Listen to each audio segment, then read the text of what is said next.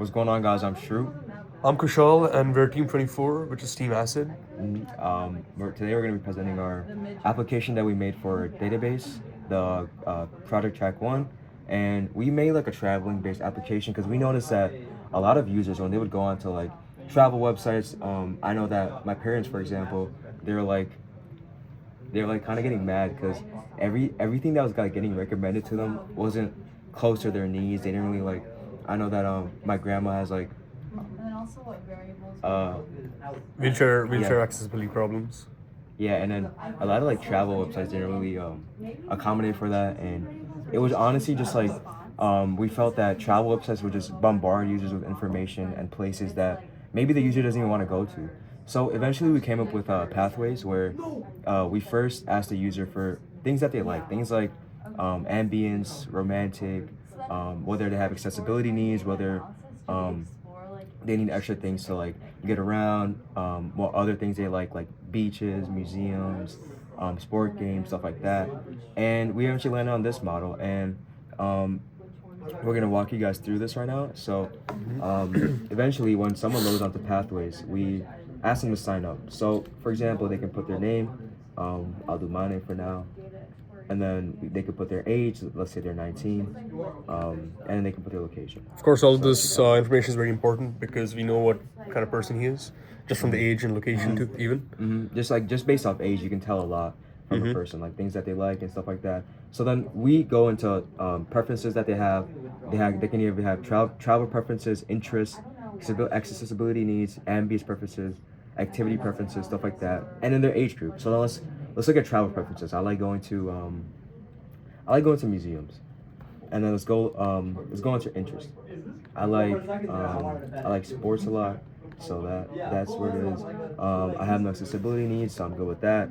I kind of I'm like a mix on this one. I like it like kind of lively. Activity preferences. I like adventure a lot, so put that down real quick. And age group, I'm like a young adult right now, and so eventually, we take them to our page where we look at things that they put in for their preferences. So then we know that their preferences are museum, sports. They have no accessibility needs. Their top ambience mode is lively, and of course, if they want to update things, we of course allow that. Like if they want, let's say that no one likes sports anymore, they can do like hiking, for example, right? Save preferences. They can update their preferences, and then let's say like I know that a lot of people or like a lot of potential travelers, they don't really know where to go. They're like maybe some of them have like already experienced. They haven't experienced many cities. So then we have this thing called recommendations where we run a transaction in the back end which uses their user profile, and it gives them really good cities that they would potentially like. For example, out of all of these are things that these are cities that the user based on these preferences would like. So for example, if I were to travel, these are the cities that I would like. So for example, I know that Iowa has all of these museums. You see, I know that for my profile I put museums. So then we have history museums, Riley Museum House and Visit Center. So I'm like, okay, I want to go to MS Iowa. So if a user comes into our platform not knowing where they want to go, we can be like a sense of guidance for them, kind of like give them like a hint of what there is to a city and like what there's to expect. I personally have never heard of Amos, and I feel like that's like the cool part of this. Like, it's not really like popular cities that most travelers go to. It's like really niche cities that like resonate with other people and other people's preferences. So then, let's say we eventually decide on a city, right? City that I want to go to is like Houston, for example. So I go to home, and let's create an itinerary. When do I want to go? Like I know that we have school right now, so I want to go to like May 12th to like let's see, May 26th. Um, Vacation time. We put destination as Houston. Let's go ahead and create that itinerary.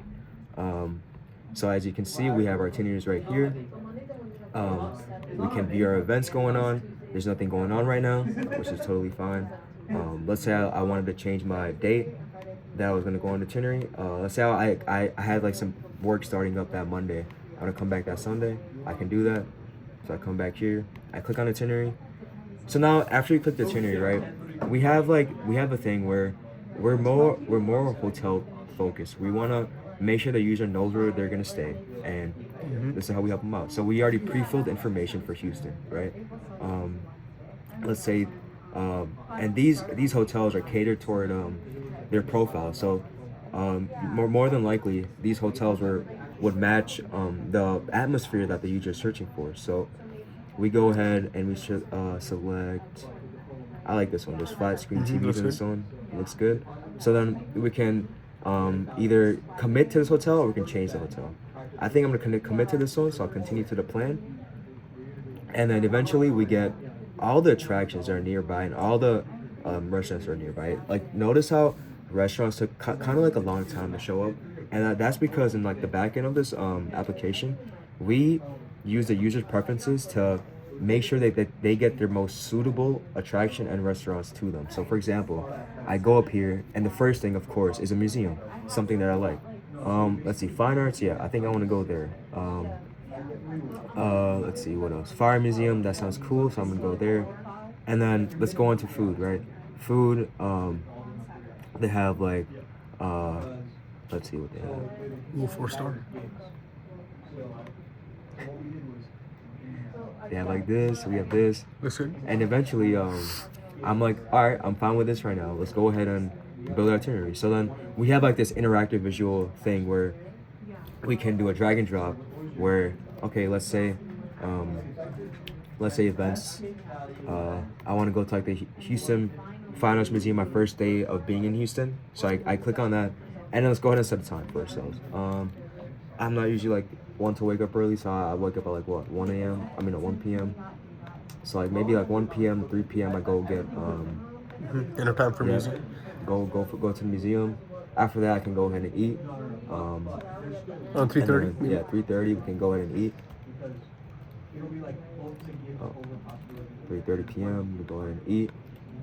Maybe 3 to like 4:30 ish. 5. Let's say 5. Yeah, 5. Nice. 1.5 hours. Okay, and then let's see. I think I'm happy with this right now. So let's go on to the next day. But maybe I want to cut my trip short, so I go back to my itineraries, and then maybe like I want to stay at another hotel. So the way we have it structured is we have our itinerary structured by hotel.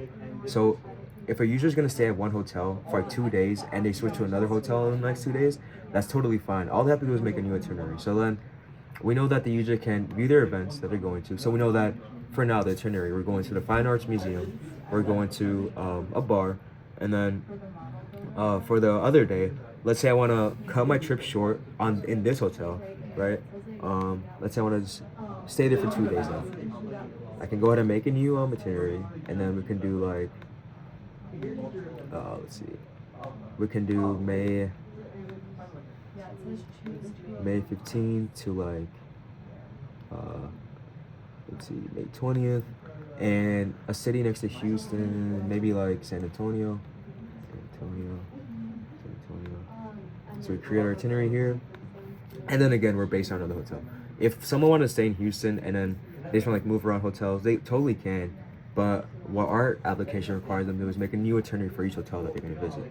So then we look at San Antonio, and as I scroll through these hotels, I see that, let's see, there's free breakfasts here. I love free breakfast. I'm just like this one. So we continue to the plan, and then eventually, yeah. So a fallback of our application is like it kind of takes like a bit, not that long, but it takes like a couple of seconds for attractions to load. But that's totally fine. But yeah, I think that's worth the fact that we're Yeah. including the user's preferences when making their selections, Exactly. making So- their recommendations. So Yeah, so like in the end, even though the user has to wait a little bit, we obviously give them the best choice that they want. We can do like Denny's, for example. Let's see, churches. We could do the Riverwalk, of course. So then we do continue. And it's just the same thing over again. So then we do the map itineraries. So let's say I'm like at the Denny's at what 6 to 7 p.m. Just some random stuff. And then eventually, what they can do is export the calendar, and what that would do is it would give them an ICS, which is basically a data representation of a calendar. So and you can add that into your Microsoft Outlook or whatever. Exactly. So let's go ahead and add it to my calendar. So then in my calendar, let's go ahead and upload this calendar to, let's see, import this calendar here. So it says import a San Antonio plan to calendar, right? We go into San Antonio. Let's go into May 12th. Where's it at? May 12th. Maybe it's not showing up. Maybe there's like an issue, but yeah, I don't know why it's not showing up. But eventually, we would give them like a ICS calendar thing, and based off that, they can put the thing on their phone. You know, whenever like they're going out, they have like a notification, and then yeah, how many? And then. So maybe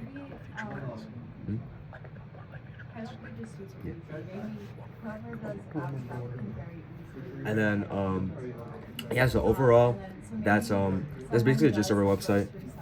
In the beginning we really wanted to incorporate a feature where users can like kind of budget their trip along the way, but we ran some hiccups with that issue. Most of our data set that comes along with this, first of all, it's not like real-time data. It's data based on like a couple of years ago, like I think it was 2023, and it's kind of like you can't really predict prices of like different restaurants and stuff, because they're always changing. Prices change constantly. Exactly. Yeah, because we're not a website that books hotels for you. Exactly. We're not a really big website where like we know the price of everything going on right now. And in the beginning, we really wanted to make that like a core feature of our thing, but we realized that like in the end, it was way too complex, and I feel like in the end, the user can just research on their own about like the budget and kind of like pick on hotels. Like if we suggest a hotel for them, they can search it up like how much that is, stuff like that. And then we were also gonna let's see, what else were we gonna do?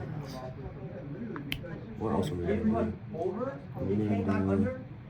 So like yeah, for our future, maybe just maybe get some live hotel bookings for that time period, something like that, and maybe we can book multiple hotels, or like you know, yeah, like or like we can combine multiple itineraries. For example, let's say someone wanted to stay in Houston from like 12th of May to 13th of May, and then move to San Antonio from 14th of May to like 20th of May or something.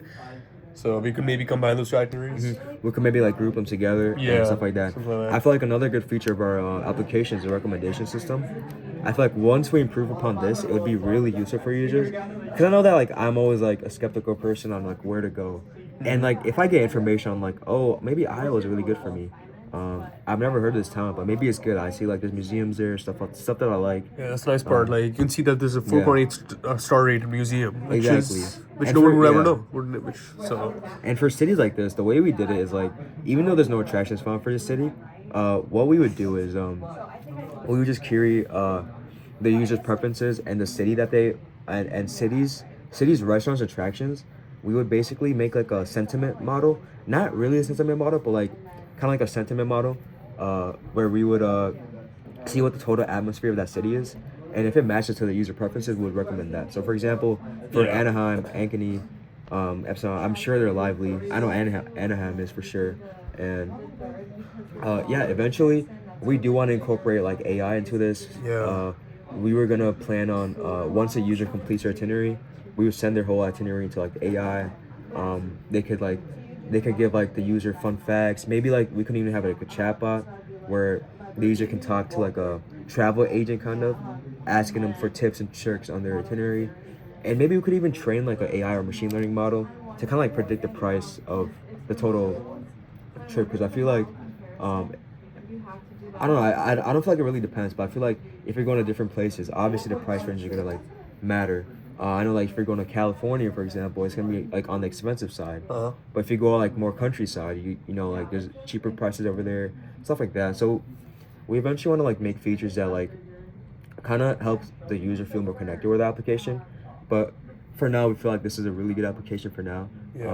We know we have like view events. It's really convenient for the user, and the fact that they can get tailored recommendations will help a lot. Like I know my parents, they'd love to like get like options that are really interesting. Like if I'm at like a travel agency and like they give me like a heavy bombardment of like just different options, I'd be so like confused and stuff like that. but kind of having like the best choice is just it's just so much more convenient.